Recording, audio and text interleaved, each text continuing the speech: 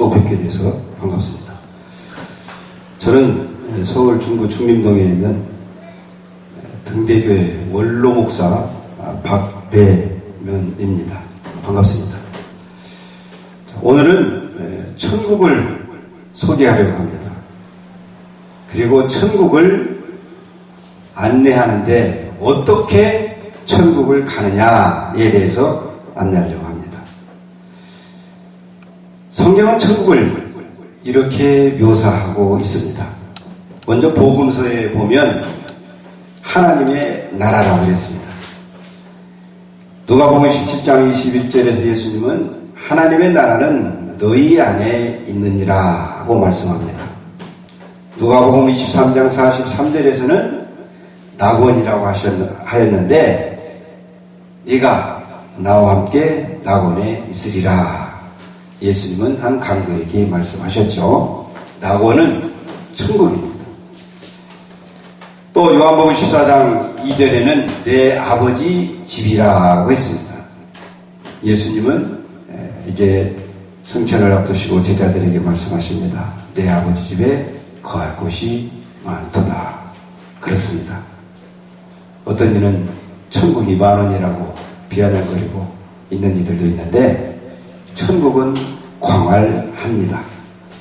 인간의 생각으로 측량할 수 없는 것이 천국입니다.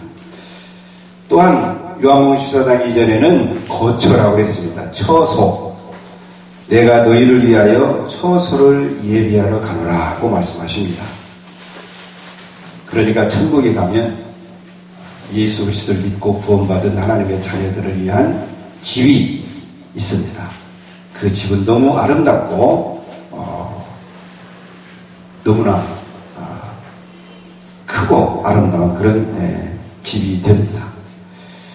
어떤 이는 천국에 가면 집이 없고 노숙하는 사람도 있을 거라고 이야기하는 사람도 있는데 우리 주님께서 아들을 노숙하게 하시겠습니까?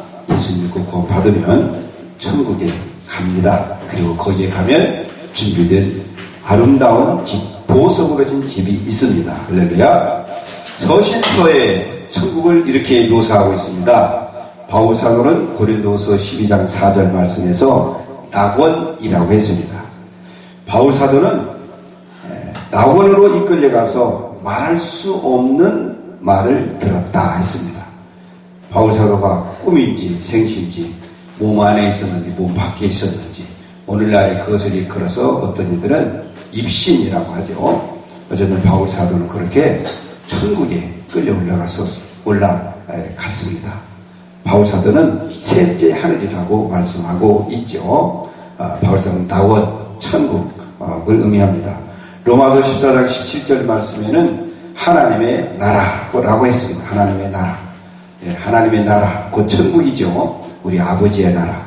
나와 여러분들 아버지의 나라. 나와 여러분들이 가진 영원히 살 나라. 하나님 나라입니다. 그래서 마태복음 로마서 14장 17절에서 바울사도는 하나님의 나라는 성령 안에서 의와 평강과 희락이라 했습니다. 그러니까 천국은 정의와 공의, 평강과 희락이 넘치는 곳입니다. 요한계시록에 천국에 대한 묘사가 많이 기록되어 있는데 그 중에 대표적인 몇 가지를 말씀드립니다. 사망과 첫 번째로 보면 사망과 애통과 곡하는 것과 아픈 것이 없다 했습니다. 두 번째로 보면 크고 높은 성곽으로 둘러싸인 곳이라고 했습니다. 세 번째는 12 진주문이 있으니 12 천사가 지키고 있다고 했습니다. 네 번째는 12문 위에 12지파의 이름이 쓰여졌다고 했습니다. 동쪽, 서쪽, 남쪽, 북쪽에 세 문이 있습니다. 다섯 번째로 성벽의 12기둥의 주춧돌에는 12사로의 이름이 새겨져 있다 했습니다. 그러니까 천국 12문의 문패는 12지파의 이름이 새겨져 있고 또 성벽을 둘러싸고 있는 12기둥이 있는데 그 12기둥의 주춧돌 12기둥을 받치고 있는 그 보석에는 12사도의 이름이 기록되어져 있는 것입니다. 여섯 번째는 성벽은 벽으로 억으로 쌓였고 성 안은 맑은 수정과 같은 순금이라 했습니다. 그러니까 벽옥 아주 환한 그런 벽옥으로 둘러싸여 있는 옥으로 쌓여있는 아름다운 그런 천국입니다. 성벽이. 그리고 성문을 열고 들어갔더니 순금, 정금, 수정 같은 정금이 쫙 깔려있다고 말씀하고 있습니다. 7번째는 12기둥의 주춧돌은 모두가 보석이라 그랬습니다. 12문은 큰 진주이며 성 안의 길은 모두 유리 같은 정금이다 그랬습니다. 그런데 요한계시록 21장 22절 말씀에 보면 이 12문의 진주가 엄청나게 문이 큰데 한 덩어리예요. 이어붙인 것도 아니에요. 조각이 아니에요. 하나예요. 그런 진주가 세상에 있다고 한다면 상상할 수 없는 가치가 있겠죠. 우리 하나님은 전능하신 분이라 그렇게 또 창조시기 때문에 그렇게 엄청난 진주문을 달아 놓으셨습니다. 9번째는 하나님과 어린 양이 그 성전이시니라 그랬습니다. 예, 우리 하나님 아버지와 예수님이 성전이십니다. 10번째는 해나 달이 쓸데없다고 했습니다. 왜냐하면 하나님의 어린 양이 빛이시기 때문에 그렇다고 말씀하고 있습니다. 여러분들은 창세기를 보면서 해와 달이 별들이 있기 전에 빛이 있으라. 그래서 첫날에 빛이 있었습니다. 많은 학자들이 그 빛은 어떤 빛일까? 과학자들은 알 수 없습니다. 절대로 무신론자들, 과학자들, 진화론자들은 알 수 없습니다. 그러나 나와 여러분은 압니다. 어떻게 알아요? 예수님이 빛이시기 때문에. 빛이 있으라 하셨을 때에 그 빛은 예수 그리스도가 비치는 광명한 빛이었습니다. 천국에는 해와 달과 별이 필요 없습니다. 그러나 엄청나게 밝습니다. 예수님이 빛이시기 때문에 그런 것입니다. 그곳은 저주가 없는 곳입니다. 12번째는 하나님과 어린 양의 보호자가 그 가운데 있습니다. 13번째로 보면 성도들이 세세토록 왕노릇 하는 것입니다. 할렐루야. 얼마나 아름답습니까? 그냥 다 제쳐놓고 늙지도 않고 질병도 없고 슬픔도 없고 죽음도 없고 슬픔이 없는 미움이나 시기나 질투가 없는 그 한 가지만 천국에 그것만 한 천국에 있다고 할지라도 우리는 천국에 가야 되지 않겠어요? 집안 식구가 원수처럼 지내고 사랑한다던 부부가 원수가 되어 이혼하고 부모가 자식이 부모를 버리고 죽이는 그런 시대를 우리는 살고 있습니다. 이웃이 없는 시대를 살고 있습니다. 그런데 천국은요 사랑만 있어요. 할렐루야. 자, 그렇다고 한다면 천국은 어떻게 가느냐? 예, 조건이 있습니다. 요한복음 14장 6절에 우리 예수님 말씀하십니다. 내가 곧 길이요 진리요 생명이니 나로 말미암지 않고는 아버지께로 올 자가 없느니라 하고 말씀하십니다. 그러니까 예수 그리스도를 통하지 않고는 천국을 갈 수가 없어요. 예수 그리스도를 믿지 아니하고는 천국 문을 통과할 수가 없어요. 천사들이 불꽃 같은 분처리로 지키고 있습니다. 그래서 천국을 가려면 조건이 있는데 그 첫 번째는 길이요 진리요 생명 되시는 예수님을 믿어야 됩니다. 할렐루야. 갈라디아서 3장 26절에는 너희가 다 믿음으로 말미암아 그리스도 예수 안에서 하나님의 아들이 되었으니 라고 말씀합니다. 그리스도 예수 안에서 믿음으로 하나님의 아들이 되었다. 세상에 잘나가는 부모가 아버지기만 해도 얼마나 힘이 있습니까? 그런데 천지와 만물을 창조하신 그 하나님, 나와 여러분들의 생명을 지으신 그 하나님, 생사와 복을 주관하시는 그 하나님, 부여하신 그 하나님, 그 하나님이 나와 여러분들의 아버지가 됩니다. 요한복음 1장 12절에서는 영접하는 자 곧 그 아들을 믿는 자에게는 하나님의 자녀가 되는 권세를 주셨다 하고 말씀합니다. 여러분, 예수님을 믿어야 천국 갑니다. 예수님을 믿지 않고는 도대체 천국 갈 수가 없습니다. 오직 하나님 아버지께서는 너희에게 예수 그리스도가 있느냐 없느냐 그것을 보십니다. 둘째로 성령의 인침을 받아야 합니다. 에베소 4장 30절 말씀에 보면 하나님의 성령을 근심하게 하지 말라. 너희 안에서 그 안에서 너희가 구속의 날까지 인치심을 받았느니라고 말씀합니다. 하나님의 성령을 근심하게 하지 말라. 그 안에서, 성령 안에서 너희가 구속의 날까지 인치심을 받았느니라. 할렐루야. 계시록 7장 3절 말씀에 보면 가로되 우리 하나님의 종들의 이마에 인치기까지 땅이나 바다나 나무나 해하지 말라 하더라. 할렐루야. 다시 말하면 성부, 성자, 성령, 이 성령 하나님께서 사람들에게 인치기까지 구원받을 자 하나님의 자녀들 자들을 인치기까지는 나무나 돌 하나도 땅 그 어떤 것도 해하지 말라고 하신 것입니다. 왜냐하면 심판하실 때에 심판의 도구로 쓰임을 받는 존재는 천사들이거든요. 그래서 천사들에게 말씀하신 거예요. 내가 구원받을 내 자녀들에게 인치기까지, 내가 구원하기로 작정된 자를 인치기까지, 성령으로 인치기까지 바다나 땅이나 그 어떤 것도 해하지 말라. 그러니 어때요? 우리 예수 그리스도를 믿는 사람들은요, 언제 예수님이 오실지라도, 어느 날 어느 시에 오실지라도 두려워할 것이 없음은 하나님께서 인치시고 지켜주시고 보호하여 주시기 때문에 그런 것입니다. 그러면 그 인을 쳤다고 하는 인이 뭐냐라고 하는 거죠. 인. 우리는 인감도장이 있어요. 인감도장. 그 인감도장에는 자기의 이름이 써 있습니다. 그래서 중요한 거래를 할 때는 그 인감도장을 딱 찍어야 돼요. 물론 지금은 자기 이름으로 사인을 하죠. 사인을. 네, 그런데 요한계시록 14장 1절에는 성령께서 인치신 그 인이 무언가라고 분명하게 말씀하고 있는데 이렇게 말씀합니다. 내가 또 보니 보라 어린 양이 시온산에 섰고 그와 함께 14만 4천이 서 있는데 몇 명이요? 14만 4천. 이단자들은 어떤 이단은 자기네 구원받을 숫자라고만 하죠. 그런데 14만 4천이 훨씬 넘었대요. 거기서부터 사기치는 거죠. 거기서부터 사기라고 하는 것이 드러난 거죠. 자, 하나님의 어린 양이 서 있는데 그와 함께 서 있는 자가 누구냐면 14만 4천 명이에요.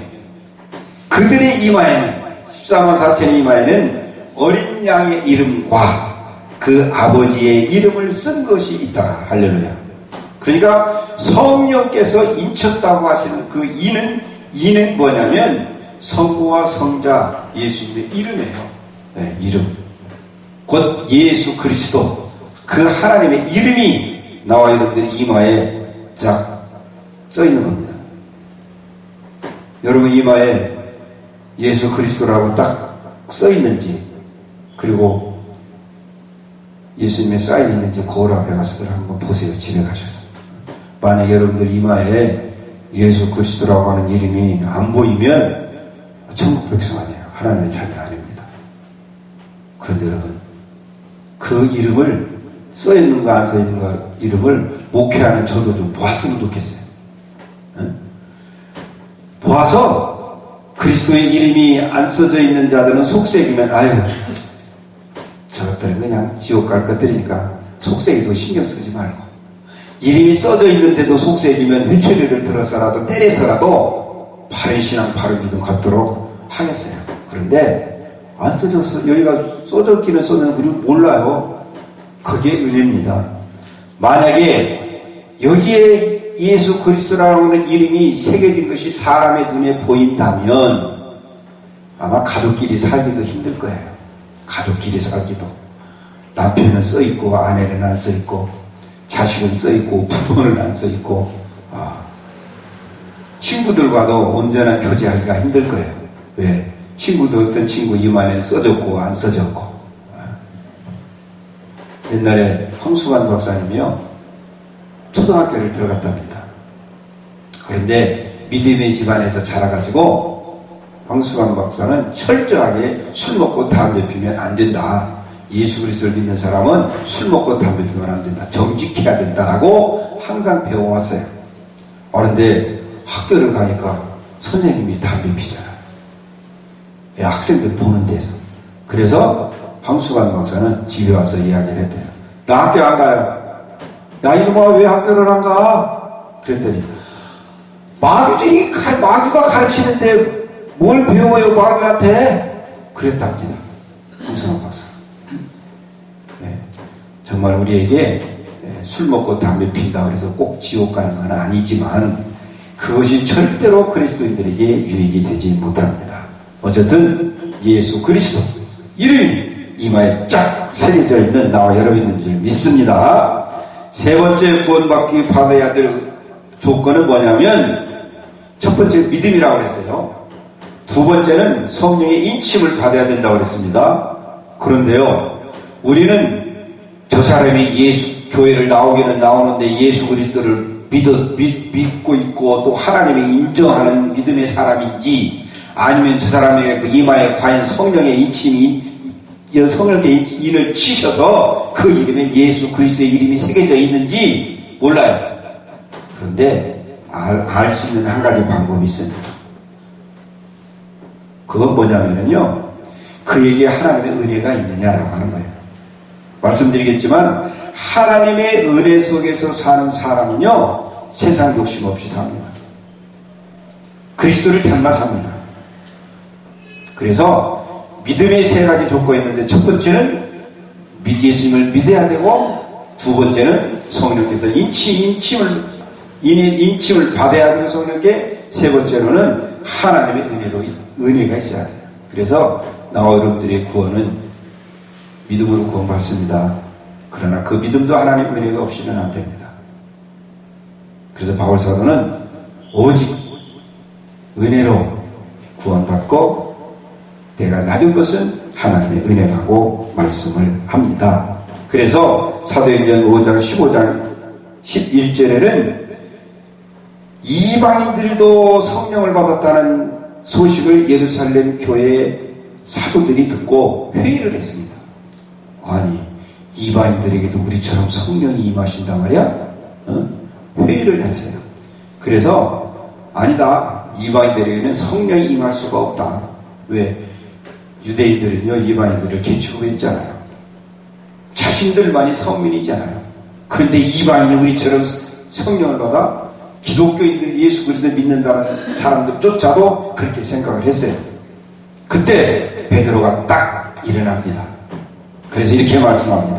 우리가 저희와 동일하게 주 예수의 은혜로 구원받은 줄을 믿노라 하니라 그랬어요. 왜? 베드로 사도는 경험을 했잖아요. 보자기가 3번 내려왔잖아요. 부정한 것을 먹으라고 그랬잖아요. 내가 거룩하게 한 것을 네가 왜 속되도 하느냐 라고 말씀하셨잖아요. 베드로는 그 후에 고넬료의 가정에 가서 말씀을 전했더니 이방인에게 최초로 성령이 부어주신, 마가의 다락방에서 자기들에게 부으셨던 성령의 부으심을 베드로 사도는 직접 체험을 했습니다. 그렇기 때문에 베드로 사도는 말씀할 수 있었던 거예요. 저들도 이방인들도 우리와 같이 성령을 받아 구원을 받는 것이다. 할렐루야. 그래서 나와 여러분들에게도 성령이 부어주신 줄 믿습니다.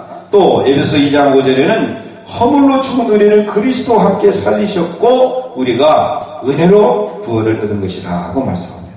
구원은 하나님의 첫 번째 은혜에 있습니다. 우리의 행위에 있지 않습니다. 그럼에도 불구하고 뭐예요? 아까도 잠깐 언급했지만 구원받은 자에게 나타나는 증거가 있어요. 3가지. 큰 증거 3가지가 있습니다. 첫 번째 증거는 뭐냐면 천국을 가장 귀하게 여기는 겁니다. 오늘 본문에서 그것을 말씀하고 있잖아요. 어떤 사람이 밭을 갈다가 남의 밭을 갈고 있는 거예요. 밭을 갈다가 보화를 발견했어요. 그래서 숨겨두고 기쁨으로 돌아가서 어떻게 해요? 기쁨으로 돌아가서 자기 모든 소유를 몽땅 팔아서 그 밭을 삽니다. 아마 더 주고 샀겠죠? 현시가보다.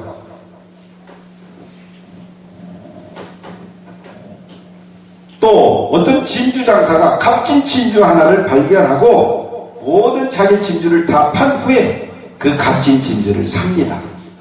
그러니까 천국을 소유하기 위해서는 나와 여러분들 예수 그리스도를 믿는 사람들은 내 생명까지도 아끼지 않아야 돼요. 모든 소유권이 하나님께 있습니다. 모든 것이 다 아버지 것입니다. 모든 것이 다 주께 있습니다. 모든 것이 주께로 왔고 주께로 돌아갑니다. 모든 것이 주께 있음을 알고 바울 사도처럼 모든 것을 배설물로 버리고 오직 그리스도로만 살아야 될 줄 믿습니다. 구원받은 성도들은 생명을 아끼지 않는데 바울 사도는요, 사도행전 20장 24절에 보니까 내가 달려갈 길과 주 예수께 받은 사명 곧 하나님의 은혜의 복음을 증언하는 일을 마치려 하면은 나의 생명조차 조금도 귀한 것으로 여기지 아니하노라 그랬습니다. 바울 사도는 모든 것을 배설물처럼 여겼습니다. 자신에게 주어진 모든 학문도, 돈도, 명예도, 자기의 지식도 모든 것을 다 배설물처럼 여겼어요. 배설물이 뭐예요? 똥이에요, 똥. 똥처럼 여겼다는 거예요, 똥처럼. 그런데 요즘에 어떻습니까? 똥 때문에 너 죽고 나 살자고 그러잖아요. 왜 요즘에 교회가 저렇게 원로 목사하고 담임 목사하고 장로하고 목사하고 왜 싸움박질합니까? 그거요? 교회 건물 때문에 그래요. 교회 건물. 그 교회가 그동안 쌓아온 비자금 때문에 그래요. 비자금. 그 비자금 바울은 돈이라고 그랬어요. 돈. 건물? 그것도 돈이에요. 여러분, 왜 목사들이 장로가 일반 법정에 가서 그 바울이 버린 똥 때문에 싸워야 됩니까? 그들에게 구원이 있겠어요? 바울 사도는요, 그런 것뿐만 아니라 자기 생명도 아끼지 않는다고 하였고, 끝내 그는 목이 잘려 순교의 길을 갑니다. 구원에 믿는 사람들에게는 첫 번째로 뭐예요? 천국을 가장 귀하게 여겨요. 예수님을 가장 귀하게 여깁니다. 두 번째로는 죄를 미워합니다. 데살로니가전서 5장 21절로 22절은 범사에 헤아려 좋은 것을 취하고 악은 모든 모양이라도 버리라고 말씀해요. 항상 기뻐하라, 쉬지 말고 기도하라, 범사에 감사하라. 이는 그리스도 예수 안에서 너희를 향하신 하나님의 뜻이다 라고 말씀하시면서 범사에 헤아려 좋은 것을 취하고 악은 모든 모양이라도 버리라고 한 것입니다. 요한일서 3장 4절에 보니까 죄를 짓는 자마다 불법을 행하나니 죄는 불법이라 그랬습니다. 요한일서 3장 8절로 9절 말씀에 보니까 죄를 짓는 자는 마귀에 속하였나니 마귀는 처음부터 범죄함이라. 하나님의 아들이 나타난 것은 마귀의 일을 멸하게 하시니라. 하나님의 아들이 예수님이 나타난 것은 마귀를 멸하려고 나타나셨어요. 마귀의 어떤 일들, 마귀가 하는 모든 행위들을 다 멸하시기 위해서 오셨습니다. 하나님께로서 난 자마다 죄를 짓지 아니하나니 이는 하나님의 씨가 그의 속에 거하며 저도 범죄치 못하는 것은 하나님께로 났습니다 하고 말씀합니다. 그러니까 나와 여러분들에게는 하나님의 씨 예수 그리스도께서 우리 안에 계십니다. 성령으로 와 계십니다. 그러므로 성령으로 인침을 받고 성령께서 우리 안에 성전을 삼은 그리스도인들이라고 한다면 죄와 싸워야 돼요. 전투적인 싸움을 해야 됩니다. 나와 여러분들이 어떻게 죄 안 짓고 삽니까? 그러나 죄를 안 짓기 위해서 죄와 싸워야 돼요. 죄가 범했을 때 탄식하면 즉각 회개를 할 수 있어야 됩니다. 그런데 구원받지 못해서 성령의 화의를 맡게 되어지면 죄가 존재를 모르고 살아요. 세 번째로 성령의 열매를 맺습니다.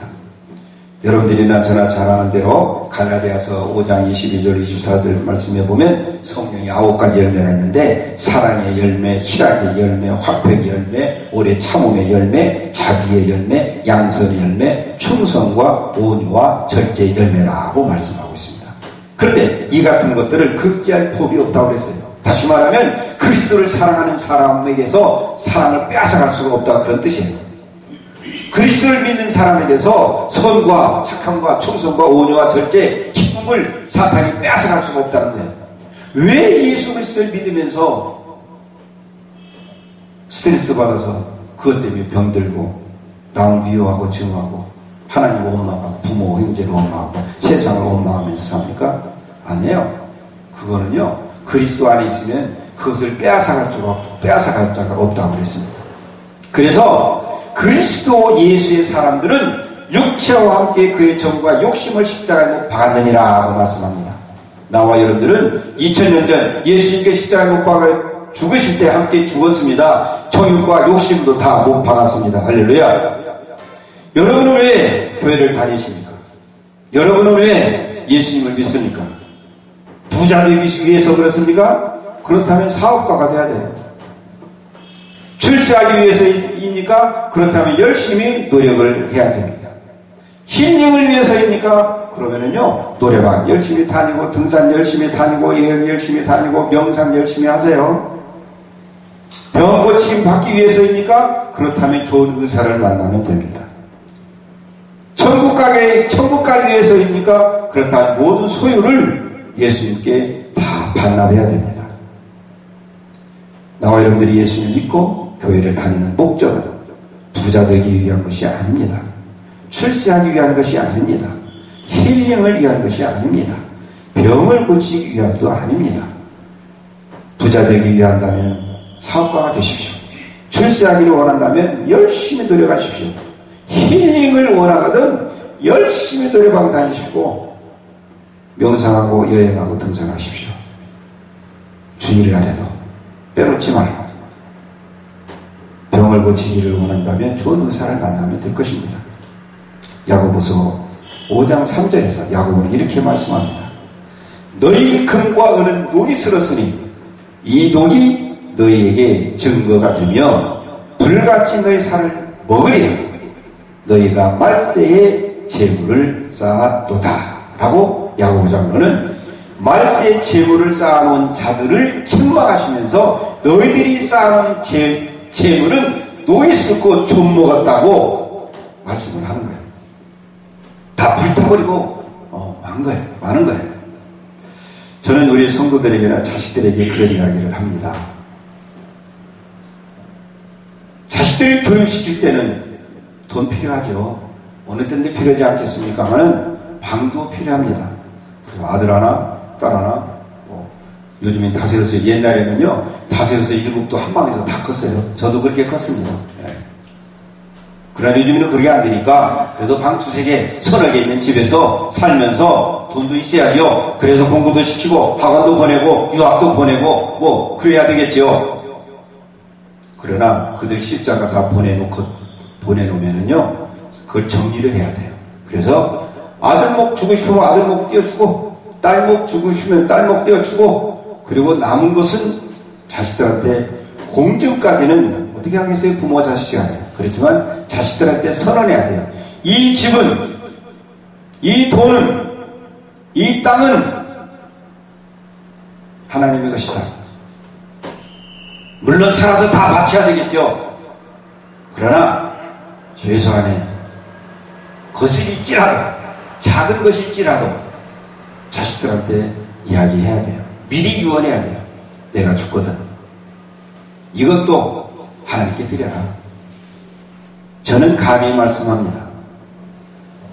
땅에다가 재물을 자기 이름으로 땅에다가 돈이나 재물이나 보석이나 그 어떤 것을 하다못해 집까지라도 자기 이름으로 두고 천국 가요? 천국은 통과 못합니다. 예수님께서 말씀하셨어요. 부자는 천국 가기가 낙타가 바르게 들어가는 것보다 힘들다. 이것은요 바로 천국문 통과하지 못한다 그런 뜻이에요. 그래서 할 수만 있다면 목사들은 무소유로 살고 교회에서 주는 일용할 양식으로 살고 행여나 목사들이 돈을 가지고 있고 행여나 목사 장로들까지는 돈을 가지고 있다면 죽을 때는 다 하나님 앞에 드리고 자녀들한테 유언하고 이것은 다 하나님의 것이다 하고 잇몸 빈손 들고 하나님 앞에 가야 될 줄 믿습니다. 그런 믿음들을 가지시기 바랍니다. 그런 믿음이 없기 때문에 오늘 우리 한국교회가 이렇게 분열하고 다투고 분쟁하고 세상 사람들한테 온갖 욕을 다 먹고 있는 겁니다. 기도하겠습니다. 하나님 아버지,